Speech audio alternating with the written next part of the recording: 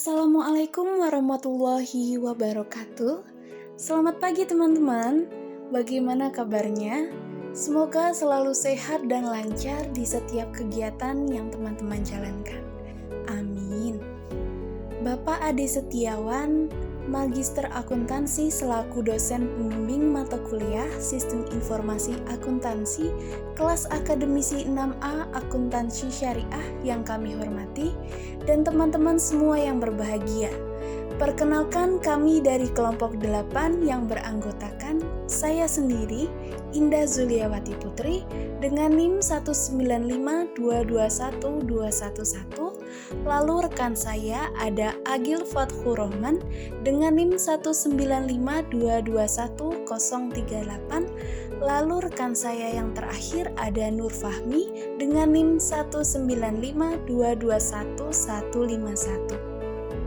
Di sini kami akan menyampaikan hasil diskusi kami mengenai siklus produksi. Siklus produksi merupakan serangkaian aktivitas bisnis dan operasi dengan pemrosesan informasi secara terus-menerus berhubungan dengan pembuatan produk. Dalam bab ini menjelaskan bagaimana sistem informasi sebuah organisasi mendukung setiap aktivitas siklus produksi. Sehingga kita akan memulai dengan menjelaskan desain sistem informasi dan pengendalian dasar yang diperlukan untuk memastikan bahwa ia menyediakan manajemen dengan informasi yang handal untuk menilai efisiensi dan efektivitas aktivitas siklus produksi. Kemudian kita akan mendiskusikan secara mendetail masing-masing aktivitas siklus produksi untuk setiap aktivitasnya. Kita akan menjelaskan bagaimana informasi yang diperlukan untuk menjalankan dan mengelola aktivitas tersebut dikumpulkan lalu diproses dan tidak lupa untuk disimpan. Kita akan menjelaskan bagaimana pengendalian yang perlu untuk memastikan tidak hanya keterandalan atas informasi tersebut, tetapi juga pengamanan sumber daya organisasi. Untuk pembahasan kita yang pertama yaitu sistem informasi siklus produksi. Pada proses, sistem informasi siklus produksi ini mengintegrasikan baik data operasional maupun keuangan dari banyak sumber departemen teknik pertanggungjawaban untuk mengembangkan spesifikasi produk file, daftar bahan baku, menyimpan informasi mengenai komponen-komponen produk dan file daftar operasi, berisikan informasi mengenai bagaimana untuk pembuatan setiap produknya untuk mengembangkan spesifikasi tersebut. Departemen teknik mengakses kedua file tersebut untuk memeriksa desain produk yang serupa.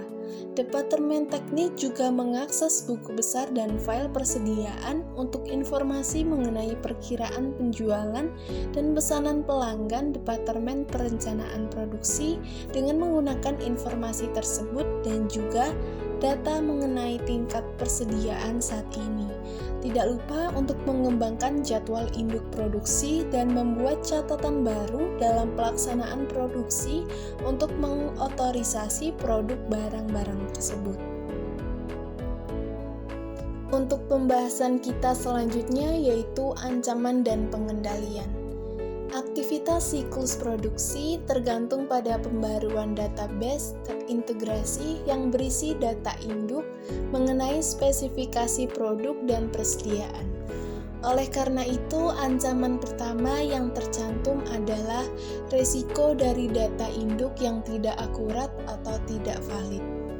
Data yang tidak akurat mengenai operasi pabrik dapat mengakibatkan pembiayaan produk dan penilaian persediaan yang tidak tepat. Dan juga tempat catatan persediaan yang tidak akurat dapat mengakibatkan kegagalan untuk pembuatan barang jadi secara tepat waktu. Produksi yang terdapat kesalahan dalam spesifikasi produk dapat mengakibatkan produk yang didesain ini menjadi buruk. Berbagai pengendalian integritas memproses yang telah didiskusikan pada bab 10, di mana untuk mengurangi resiko yang tidak akurat tersebut, diperlukannya untuk membatasi akses terhadap data induk siklus produksi. Pembahasan kita yang kedua mengenai desain produk. Dalam proses, aktivitas desain produk menghasilkan dua output. Yang pertama, daftar bahan baku yang menyebutkan nomor, bahan baku, deskripsi, dan kuantitas dari setiap komponen yang digunakan dalam produk jadi. Dan yang kedua adalah daftar operasi yang memverifikasi aplikasi dengan urutan langkah-langkah untuk mengikuti dalam pembuatan produk, perawatan apa yang digunakan, serta seberapa lama setiap langkah yang nantinya akan diambil. Pembahasan kita selanjutnya mengenai ancaman dan pengendalian. Desain produk yang buruk akan meningkatkan biaya dalam beberapa cara. Menggunakan terlalu banyak komponen ketika membuat produk yang serupa meningkatkan biaya yang terkait dengan pembelian dan pemeliharaan persediaan bahan baku. Hal ini mengakibatkan produk-produk yang tidak efisien karena kompleksitas yang berlebihan dalam mengubah produk menjadi produk atau produk lainnya, di mana produk tersebut didesain cenderung menimbulkan garansi dan biaya perbaikan yang tinggi pula. Langkah selanjutnya adalah perencanaan dan penjadwalan. Tujuan dari langkah ini adalah mengembangkan rencana produksi yang cukup efisien untuk memenuhi pesanan yang ada dan mengantisipasi permintaan jangka pendek tanpa menimbulkan kelebihan persediaan barang jadi. Terdapat metode perencanaan produksi. Yang pertama, MRP 2, yaitu perpanjangan dari perencanaan sumber daya bahan baku yang berupaya untuk menyeimbangkan kapasitas produksi yang ada dengan kebutuhan bahan baku untuk memenuhi permintaan yang diperkirakan. Metode yang kedua yaitu produksi ramping, merupakan perpanjangan prinsip-prinsip sistem persediaan just in time untuk seluruh produksi dan untuk meminimalkan atau mengeliminasi persediaan bahan baku, barang dalam proses, dan barang jadi. Produksi ramping ini sering disebut sebagai pool manufacturing. Selanjutnya ada dokumentasi kunci dan formulir, yang merupakan informasi mengenai pesanan pelanggan, perkiraan penjualan, dan tingkat persediaan barang jadi yang digunakan untuk menentukan tingkat produksi. Selanjutnya ada ancaman dan pengendalian. Pertama, kelebihan produksi dapat mengakibatkan pasokan barang yang melebihi permintaan jangka pendek. Dengan demikian, menciptakan masalah arus kas potensial karena sumber daya terikat dalam persediaan. Yang kedua, kelebihan produksi juga meningkatkan risiko pencatatan persediaan yang menjadi usang.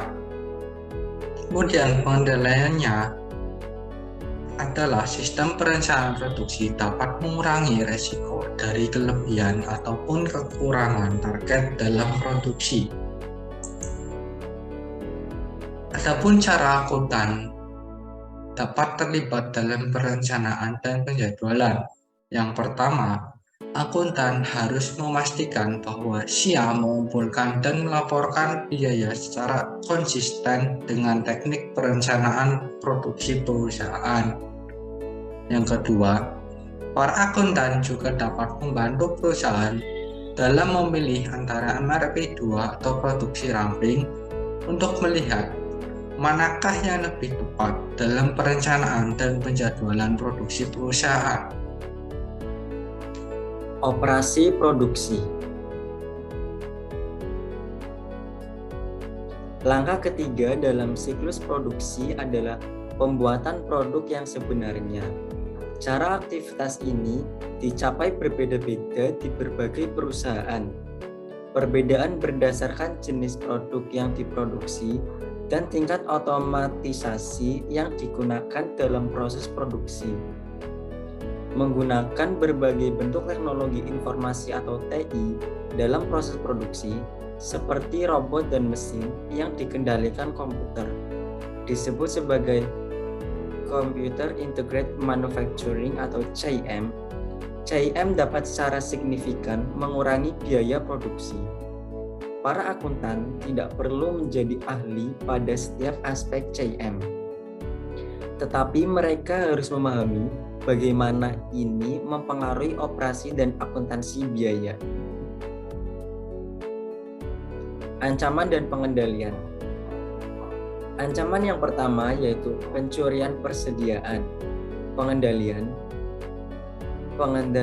akses fisik, dokumentasi dari semua pergerakan persediaan, pemisahan tugas, penyimpanan aset dari pencatatan dan otorisasi penghapusan, pembatasan akses terhadap data induk persediaan, perhitungan persediaan fisik secara periodik, dan rekonsiliasi dari perhitungan tersebut terhadap kuantitas yang dicatat.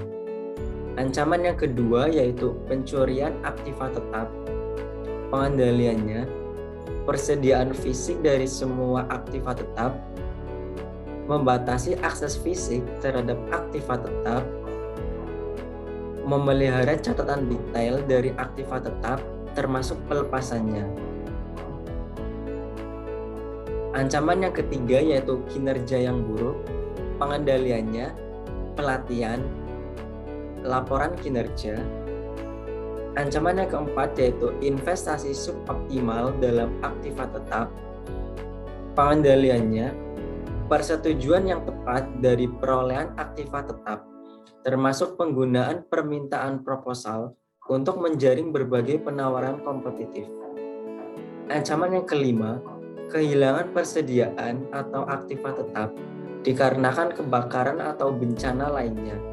Pengendalian, pengamanan fisik, misalnya alat penyeram api. Asuransi. Ancaman yang keenam yaitu gangguan operasi, pengendalian, backup atau rencana pemulihan bencana. Akuntansi biaya. Sebagian besar perusahaan menggunakan perhitungan biaya job order atau perhitungan proses untuk menentukan biaya produksi. Perhitungan biaya job order adalah sebuah sistem biaya yang menentukan biaya ke batch produksi tertentu atau pekerjaan. Perhitungan biaya proses adalah sebuah sistem biaya yang menentukan biaya ke masing-masing proses atau pusat kerja dalam siklus produksi, dan kemudian menghitung biaya rata-rata untuk semua unit yang diproduksi. Memilih perhitungan biaya job order atau proses hanya mempengaruhi metode yang digunakan untuk menentukan biaya ke produk, bukan mempengaruhi metode yang digunakan untuk mengumpulkan data tersebut. Ancaman dan pengendalian. Ancaman yang pertama yaitu data biaya yang tidak akurat, pengendaliannya, otomatisasi data sumber, pengendalian integritas pengolahan data.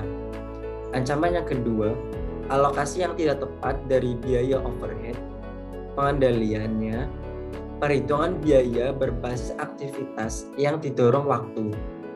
Ancaman yang ketiga, laporan yang menyesatkan, pengendaliannya, metrik kinerja inovatif, misalnya throughput.